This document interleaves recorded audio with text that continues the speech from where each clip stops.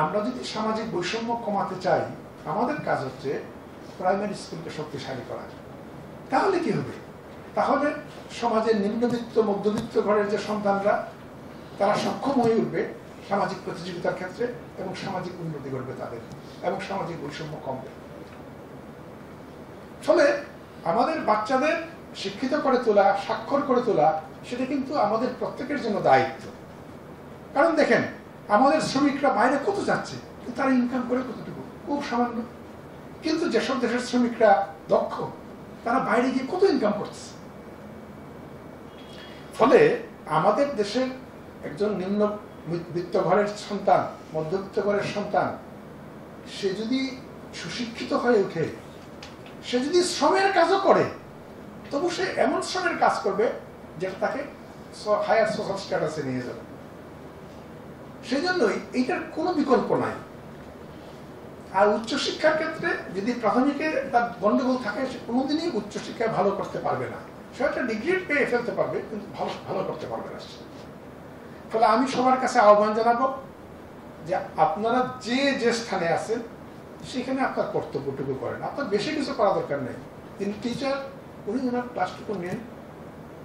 যিনি তত্ত্বাবধানে আছেন, উনি তত্ত্বাবধান করে দেখেন। যিনি ট্রেনার, উপযুক্ত ট্রেনিংটা দেন। আপনার টার্গেট একটাই, আমরা সবাই যদি আমাদের কর্তব্যটা করি, তাহলে ডেফিনেটলি আমাদের প্রাথমিক শিক্ষার মান উন্নয়ন হবে। আর যদি প্রাথমিক শিক্ষার মান উন্নয়ন হয়, আপনি ধরে রাখবেন ডেফিনেটলি এইটার একটা ইতিবাচক প্রভাব দেশের উপর পড়বে, আর ফ্যামিলিগুলোর ক্ষেত্রেও এক ধরনের আপগ্রেডিং হবে। মানুষের কাছে আমাদের কি আকাঙ্ক্ষা? যদি একটা ভালো সমাজ আমরা চাই, ভালো রাষ্ট্র একটা চাই আমরা, তাহলে আমাদের শিশুদের যোগ্য নাগরিক হিসেবে গড়ে তুলতে হবে। সে স্বাধীনভাবে চিন্তা করতে পারবে, সে সমস্যা সমাধান করতে পারবে, সে কল্পনা করতে পারবে, এবং সে অন্যের প্রতি দরদ বোধ করবে, অন্যের প্রতি দায় বোধ করবে। এইগুলো যদি হয় তাহলে সফল।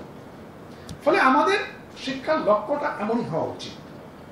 অবশ্যই সে পড়াশোনায় পরীক্ষায় ভালো করবে, কিন্তু এইটাই একমাত্র লক্ষ্য না। সেজন্য আমার কো কারিকুলার অ্যাক্টিভিটিস প্রয়োজন, যেন তার খালি বুদ্ধি না বাড়ে, তার জন্য স্বাস্থ্যটাও ভালো হয়।